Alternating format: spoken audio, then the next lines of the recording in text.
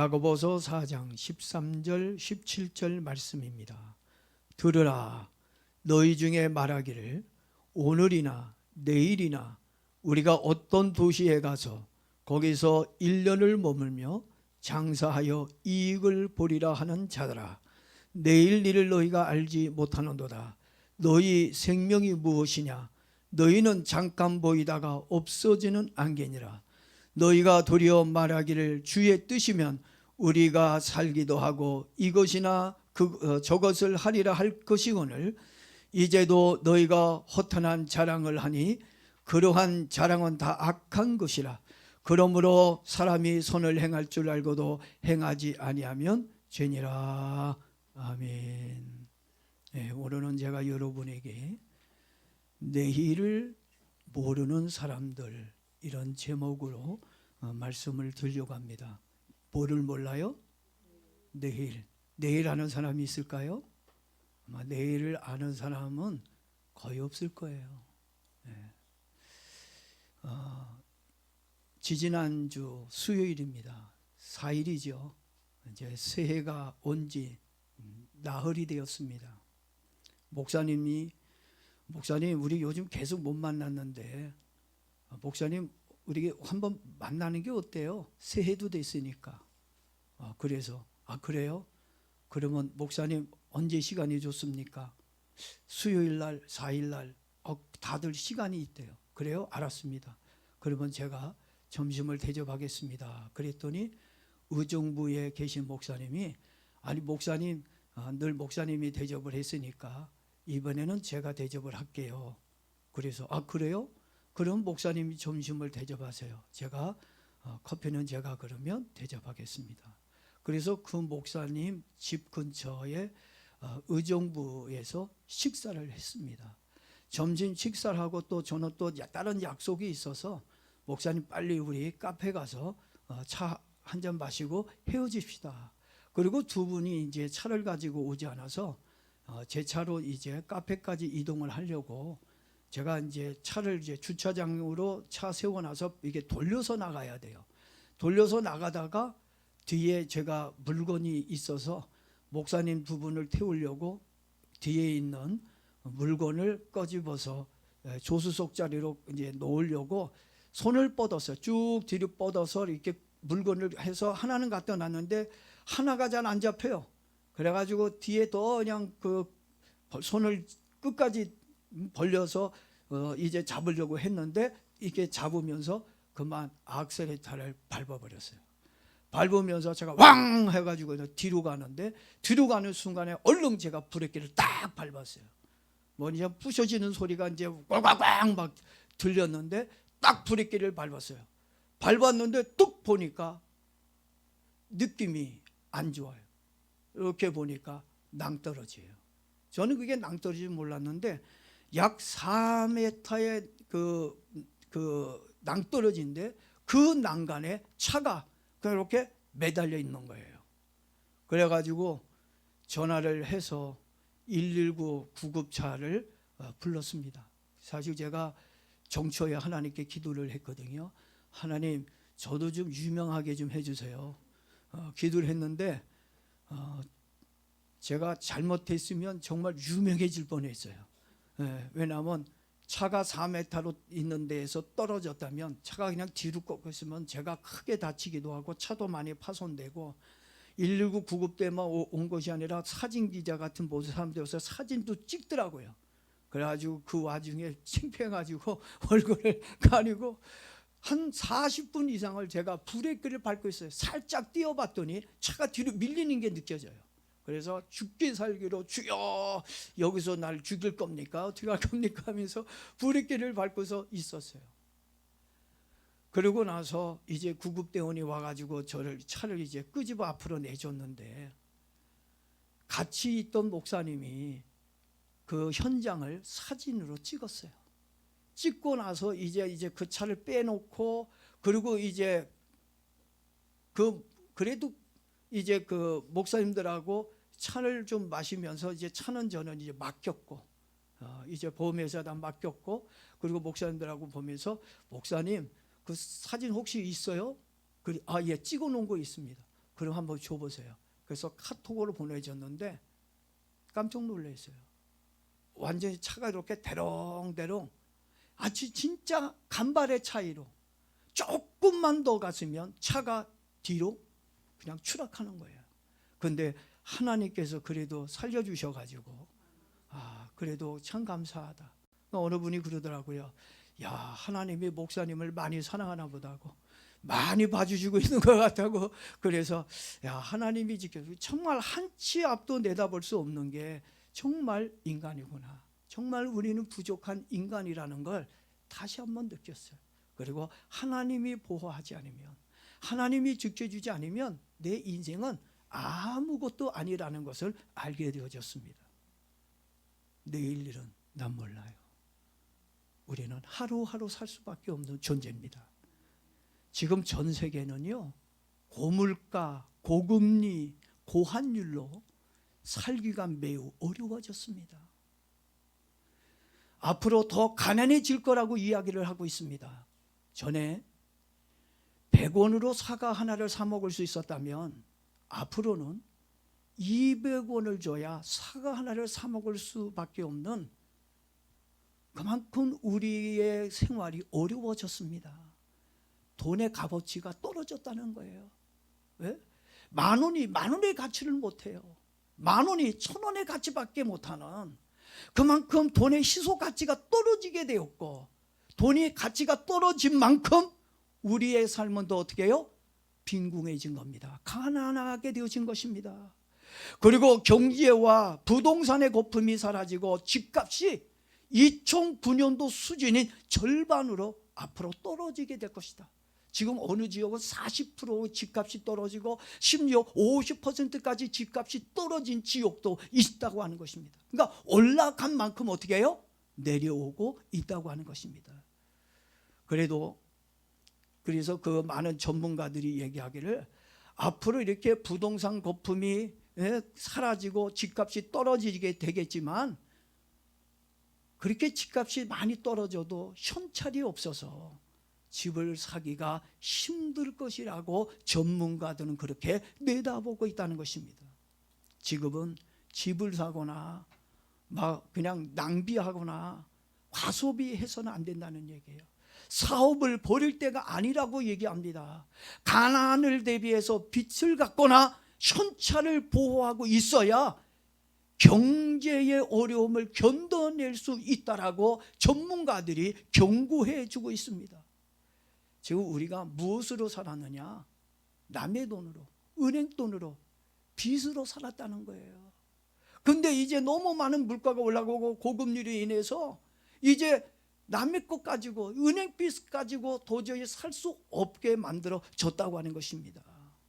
이렇게 인간은 미래를 내다보며 목표를 세우고 계획도 세워 미래를 준비하며 살고는 있지만, 내일 일은 알 수 없는 게 우리들의 현실이라는 것입니다. 왜냐하면 우리 인간들은 완전하기보다는 불완전하기 때문입니다. 그래서 오늘 본문에서 야고보는 우리에게 이렇게 얘기합니다. 너희는 내일 일을 자랑하지 말라. 자랑하지 말라 그랬어요. 나 집 샀어 막 좋아하고 자랑했던 사람이 반토막 나가지고 은행에 대출 받고 전세 끼고 집을 샀는데, 고금리로 인해서 대출도 못 갚고 집을 팔자고 내놓으려고 했더니 나가지도 않고, 결국은 그 비싼 돈을 줘서 집을 샀는데 하루아침에 다 날리고 거리에 앉아있는 사람들이 지금 많이 생기고 있다고 하는 것이에요. 그래서 자랑하지 말라는 얘기입니다. 우리 인간들이 내일 일을 자랑하면 안 되는 이유가 있습니다. 그것은 우리의 인생이 너무나 짧기 때문입니다. 80을 산 사람에게 물어보세요. 너 많이 사신 것 같지요? 80년을 살았어도요, 짧게 느껴진다는 것입니다. 아니 100년을 살았던 사람이라 할지라도 길게 살았다고 느끼기보다는 오히려 짧게 살았다고 생각할 것입니다. 그리고 인생은 금방 있다가 사라져버리는 안개와 같은 존재라는 것입니다. 시편 90편 10절 말씀해 보니까 우리의 연수가 70이요 강간하면 80이라도 그 연수의 자랑은 수고와 슬픔뿐이요 신속해 가니 우리가 날아가나이다 라고 말해주고 있습니다. 얼마나 빠른지 시편 기자가 뭐와 같다고요? 날아간다 그랬어요. 우리가 가지고 있는 시간이 멈춰 있는 것 같지만 지금도 신속하게 날아가고 있다고 하는 것입니다. 또한 이사야 선지자는 모든 육체는 풀이요 그 모든 아름다움은 들의 꽃과 같다라고 말해주고 있습니다. 그만큼 인간의 삶이 오래 갈 것 같고 좋아 보이고 아름답게 보일지라도 빠르게 시들어가는 꽃과 같은 존재라는 것을 알려주고 있는 것입니다. 그리고 베드로 사도는 우리 인생을 뭘로 비유했냐면요, 집으로 비유해 놓았어요. 아무리 튼튼하게 지어진 집이라 할지라도 언젠가는 낡아지고 허물어진다는 것입니다. 이렇게 허무하고 짧은 인생이기에 우리는 보다도 알차고 보람답게 살아야 된다는 것입니다. 그리고 무엇보다 더 중요한 건 성실하게 신앙으로 살아가야 된다고 권면하고 있는 겁니다. 우리 인간들이 내일 일을 자랑하면 안 되는 두 번째 또 이유가 있어요. 아까는 제일 먼저 우리 인생의 삶이 어때요? 짧아. 휙 지나가 버리고 말어. 그러니 자랑하지 말라는 얘기예요. 금방 시들어 버리니까. 두 번째 이유가 나오는데 사람들의 미래는 전적으로 하나님의 주권하에 있기 때문이라는 것입니다. 일은 사람이에요. 노력은 사람이 하지만 성공을 거두게 해주시는 분은 누굽니까? 하나님이에요. 내 노력 그리고 내가 열심히 일을 한다고 해서 성공하는 게 아닙니다. 내가 일한 만큼 노력한 만큼 대가를 얻을 수 있게끔 만드실 수 있는 분은 누구라고요? 하나님입니다. 사무엘상 2장 6절에 보면 한나의 기도가 나옵니다. 한나가 드린 기도의 내용을 보게 되면 너무너무 하나님의 주권에 대해서 잘 나와 있습니다. 한나의 신앙입니다. 여호와는 죽이기도 하시고 살리기도 하시며 수월에게 내리기도 하시고 거기에서 올리기도 하시는도다. 한나는 절대 하나님의 주권을 믿고 기도하는 사람이었습니다. 이 말은 인간의 행복과 불행 그리고 죽고 사는 모든 문제들이 하나님의 손에 달려 있다라고 말해주고 있는 거예요. 여러분의 인생, 여러분의 미래 모든 문제가 누구 손에 달려 있어요? 하나님의 손에 달려 있다는 겁니다. 그래서 한나가 그 하나님께 죽고 사는 거 하나님께 있습니다. 아들을 낳고 못 낳는 거 그건 하나님께 달려 있습니다. 하나님께 맡기고 기도하는 한나의 모습을 우리가 볼 수 있는 것입니다. 여러분들도 그렇게 생각합니까? 정말 여러분의 모든 인생의 모든 주권을 하나님의 손에 있다고 그렇게 믿습니까? 그렇다면 하나님께 여러분의 인생을 기도하며 믿음으로 맡기며 살기를 축복합니다. 성경을 보게 되면 종종 어리석은 사람들에 대한 이야기가 나옵니다. 여러분은 어리석은 사람인지 아니면 여러분들은 좀 지혜로운 사람인지 한번 생각해 보시기를 바랍니다. 그들이 가지고 있는 이 어리석은 사람들이 가지고 있는 공통점들을 보게 되면 사람에게 생사 여탈권이 있다고 생각해요. 누구에게 생사 여탈권이 있어요? 사람에게 있다. 나에게 있다.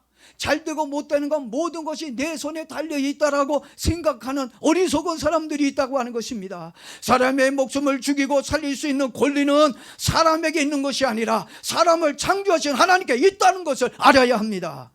누가복음 12장에 보게 되면 어리석은 부자에 대한 이야기가 나옵니다. 그 부자는 이렇게 생각을 합니다.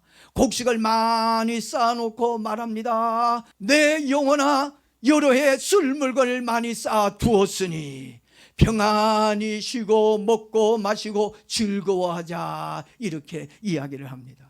그렇지만 하나님은 그 부자에게 이렇게 말씀하고 있습니다. 아마 여러분에게도 하나님이 이렇게 말씀할지도 모릅니다. 어리석은 자요, 오늘 밤에 내 영혼을 도로 찾으리니 그러면 내 준비한 것이 누구의 것이 되겠느냐. 내가 열심히 노력하고 수고해서 많은 것들을 모아놨습니다. 그걸 보면서 흐뭇해하고 이제 난 더 잘 살 거야, 난 더 평안할 거야, 내 인생은 즐거우면서 살 거야 라고 이제 생각하고 좋아서 막 들떠 있었는데, 그때 하나님이 찾아오셔서 그 영혼을 걷어간다면, 그 생명을 걷어간다면 지금 내 노력, 내 수고, 내 성공이 아무것도 아닌 것이 될 거라고 성경은 얘기해 주고 있다고 하는 것입니다. 여러분, 여러분의 수고, 여러분의 성공이 물거품 되지 아니하고 여러분의 것이 되는 은혜가 있기를 바랍니다. 오늘도 내일도 물질도 하나님이 허락해 주셔야 내 것이 되고 사용할 수 있다는 걸 깨닫기를 바랍니다. 우리는 복음사 성가의 가사대로 내일 일은 난 몰라요, 하루하루 살아요. 불행이나 유행함도 내 뜻대로 못해요. 험한 이 길 가고 가도 끝은 없고 고네요. 주님 예수 발림이사 내 손잡아 주소서. 내일 일은 난 몰라요, 장래 일도 몰라요. 아버지여 날 붙드사 평탄한 길 주옵소서. 우리 눈물로 찬송하며 기도할 뿐입니다. 우리들은 오늘도 내일도 하나님께 나의 인생을 믿음으로 맡기고 기도하며 사는 저와 여러분 다 되길 축복합니다. 그리고 이제 마지막으로 우리들이 내일 일을 자랑하면 안 되는 이유가 있어요. 그 이유가 무엇일까요? 그것은 하루 동안 어떤 일들이 일어날지 모르기 때문입니다. 우리나라 말 중에 밤새 안녕이라는 말이 있습니다. 어제는 건강했어요. 어제는 멀쩡했다니까요. 내일 만나. 잘 있어. 잘 자. 내일 보자. 이렇게 인사를 했는데 갑자기 죽었어요. 사람은 내일 일은 고사하고 한 치 앞도 모르는 채 살고 있는 존재들입니다.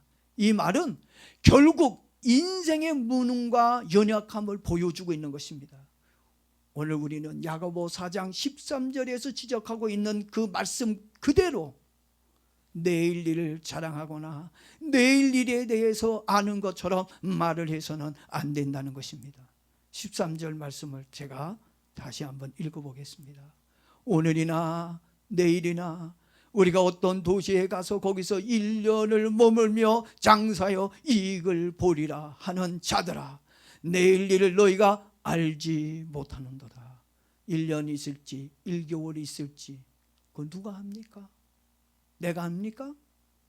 오직 1년 2년 그곳에 가서 있을지 없을지 그건 누구만이 결정할 수 있는 거예요? 전능하신 우리의 인생의 모든 걸 주관하시는 하나님만 알 뿐입니다.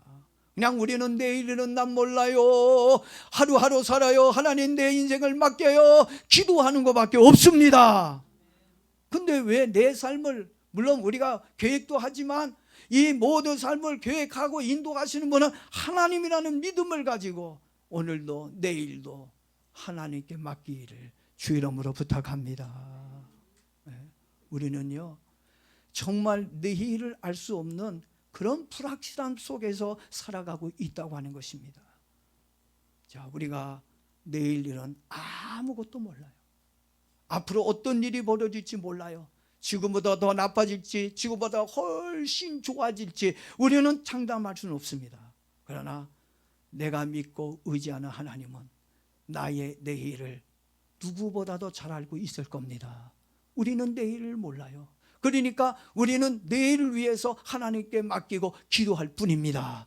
하나님이 나를 잘 아시고 내일을 잘 아시는 하나님이 내 삶을 이끌어 주십시오. 내 삶을 역사하시고 계획하시고 인도해 주십시오. 그냥 우리 맡기자고요. 뭔가 내가 한번 해보려고 하지 말고 그러다 보면 더 큰 낭패에 빠져요. 요행으로 살지 말고 하나님의 은혜로 하나님의 도움으로 살 수 있는 저와 여러분 되어지기를 바랍니다. 여러분 5분 후에 되어질 일을 아는 사람은 일주일 안에 세계를 지배한다는 말이 있습니다. 우리는 5분 앞도 모른 채 살고 있는 사람들입니다. 그러니 내일은 난 몰라요. 하루하루 믿음으로 삽니다. 할렐루야. 뭘로 살기를 원해요? 믿음으로. 진짜요? 진짜입니까? 믿음으로 살고 또 뭐로 살아야 돼요? 기도로 살아야 돼요. 지금 작전 기도 중인데 오늘 밤에 기도 나올 거죠? 믿음으로 산다 그러고 하나님께 맡기며 산다 그러고 내일 하나님 어떻게 될지 모르니까 하나님께서 선에게 인도해 주실 걸 믿습니다. 우린 기도하며 살아야 돼요. 오늘도 내일도 하루하루를 하나님께 맡기며 사는 저와 여러분들에게 하나님, 사랑의 하나님께서 여러분의 가는 길을 형통으로 인도해 주실 줄로 믿습니다. 기도하겠습니다. 우리 한번 합심해서